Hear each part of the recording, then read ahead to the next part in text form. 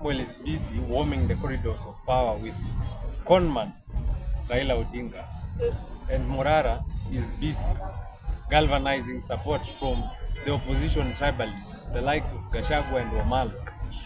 I, James Mulamba, I am here with the people on the ground. We've been here since 10:30 a.m. We've tried to access the Jesus Winner Ministries church to no avail. To no success. I have gone to that gate several times with the youth, say a crowd of 3 or 4 people, because if the cameras could show you, just right ahead of us is a GSU truck, and on that narrow path that is the road leading up to the church, just beside the TRM mall, is a police vehicle, a pickup, camping just right at the doorstep of the Jesus Winner Ministries. So it is almost impossible to get to that church. In fact, we could say it's impenetrable. This is just one of the tactics this government is using to stay in power. They are now using the church to legitimize what is already an illegitimate government. Because a government that has lost trust, love from its people, from its voters, is an illegitimate government. There is no two-way to it. Now here, we came to make a statement. We may have been unable to access the Jesus Winner Ministries church, but we've already made a statement that we will not take it sitting down. That a few corrupt clergy and churches would sit down and take money and eat blood money from this bloodthirsty regime. We have refused to give them a free space to eat our money, to eat our taxes in peace. We will not let them.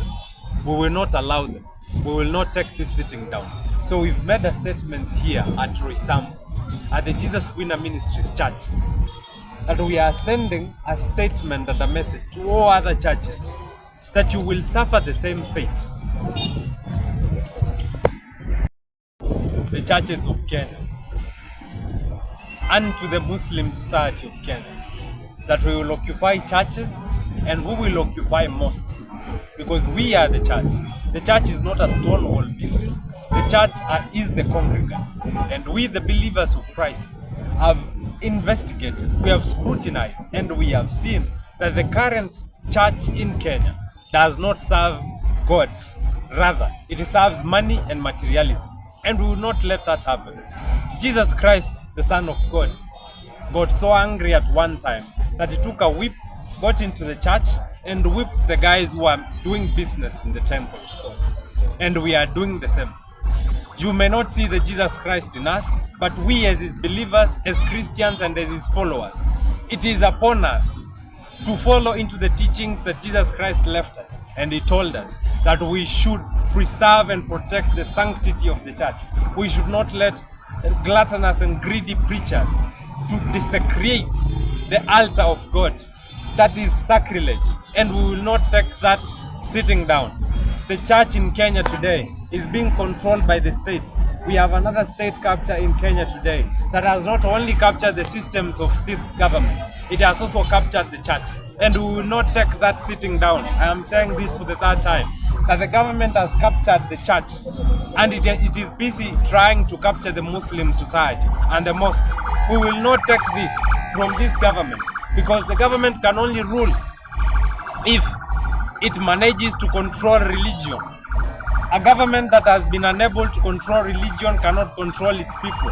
And that is exactly what this government is trying to do. It is trying to manipulate the masses, who are mostly Christian. We have around 25 million Christians in this country, out of a population of 52 million Kenyans. This is a number enough to make anyone president. That we understand. And that is why the government and its officials are so fixated in washing their blood money in church and trying to cleanse their names in church. They think that perhaps, by chance, they are going to fool us, the Kenyan people. They think they are going to blind us with their blood money. We already know that they are abductors. We know they are killers. We know they are thieves, and we know they are corrupt. We will not take that. We will not take these gimmicks from them. At our donate 200 million shillings in church every day. We, the Christians, the church, sisi ndio kanisa, we will not let them. hatutawakubalia waendelee kutudanganya na pesa, na hata hizo pesa wakipeana hatutakubali kuwapigia kura tena, hatutakubali kusikiza kanisa tena, hatutakubali kudanganywa huyu amebarikiwa na Mungu, hatutakubali kuambiwa huyu amemwagiwa mafuta na Mungu. Hizo uongo za dini na uongo za kanisa tunamaliza leo. Ndugu zangu Waislamu, najua mko Ramadhani, nataka tusikizane hapa.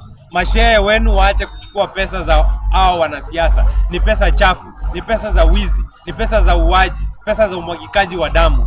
Nataka mwambie maimamu wenu, hii mambo ya pesa kupelekwa kwa misikiti pia hatutakubali, kwa sababu tumeona 1, 2, 3 wamekuwa wakipeleka pesa. Duale amepeleka pesa kwa misikiti, na hao wengine wa huko Northeastern wamepeleka pesa kwa misikiti, and the Kenyan Somalis have been washing their blood money in mosques. We will not let that happen, sababu hata ndugu zetu Waislamu hatutawaacha nyuma. Sisi kama Wakristo tumetokea kupigania nafasi ya kanisa na kupigania heshima kwa kanisa na kupigania uhuru wa kanisa, sababu tunaona kanisa imechukuliwa na serikali. Tunataka ndugu zetu Waislamu pia mjitokeze kupigania heshima ya Uislamu, heshima ya misikiti na heshima ya kuabudu, maana hiyo misikiti imefanywa kama vile makanisa imefanywa mahali ya kwenda kuoshea pesa za wizi na pesa za uwaji. Hiyo maneno msikubali. Jameni, msimalize Ramadhan kabla hamjakemea maovu haya, kwa sababu hatuelewi kwa nini hawa jamaa wanatuibia pesa na wanaleta kwa mahali kwa kuabudu. Wanapeleka kwa misikiti, wanapeleka kwa makanisa, na sisi tunanyamaza, ilhali sisi tunaona. Msikubali kukuja kudanganywa na pesa za wizi, msikubali hizo pesa ziletwe misikitini, msikubali hizo pesa ziletwe makanisani. Kwa sababu kuna haja gani? Kuna haja gani tuendelee kupea hawa jamaa nafasi ya kuendelea kutudanganya na kuendelea kutuzungusha? Ikifika 2027 we will suffer the same fate. This very church will tell us that the new regime, the new coalition that will have Ruto, Raila and the likes is God chosen, and they will convince you to vote for them. How stupid and how gullible will you be that you've not learned from 2022, that in 2022 these same churches lied to you that this government is God chosen, and you took the church's word for it, and you voted for William Ruto, you voted for Gachagua, and that entire tumbocracy of a regime, just because the church lied to you that this regime is God chosen. By the way, we think that the Holy Spirit of the Lord, the dear good Lord, has departed and left the church, because you cannot explain to us how the Spirit that gives discernment does not show these pastors and these clergymen that they are taking blood money. That the spirit of discernment does not show the pastors that these guys are imposters and hypocrites in the church.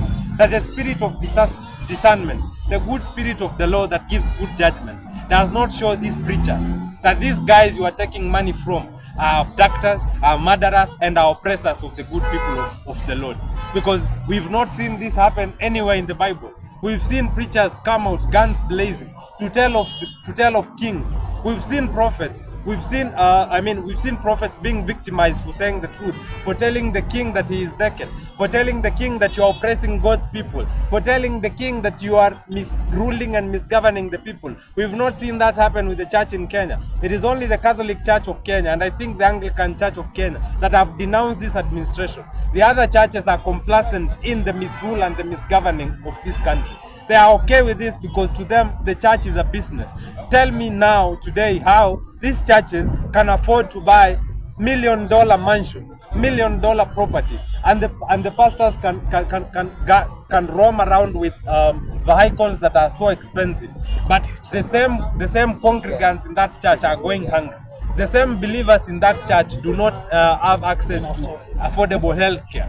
The same congregants in that church cannot be able to afford school fees. Yet you have pastors who are so rich. Unless the church is a business, you cannot explain to us how that is happening. We have seen that from the Bible. The early church used to support the poor. The early church was loving and compassionate. It was unconditional. The church we have today is a wash thing. Is a business for certain individuals. That is why when the pastor needs a vehicle, we are going to fundraise. We will order an arambe for that. When the pastor needs a mansion, we will order an arambe for that. But when a poor believer in that church wants fees or wants hospital bills, wants to settle some hospital bills, that pastor will never organize an arambe for that believer. So I am saying it here and now to the Kenyan people. Please open your eyes. Please do not be deceived anymore. We've taken this for far too long. This church in Kenya has been used to misrule you. This church in Kenya has been used to decompress your anger. The church in Kenya has been used to placate you. The church in Kenya has been used to rule you. The church in Kenya has been used to misgovern you. The church in Kenya has been used to mislead you. The church in Kenya has been used to mislead you. And that is why we are in this mess today. That we've let these pastors and these preachers take us for granted for far too long.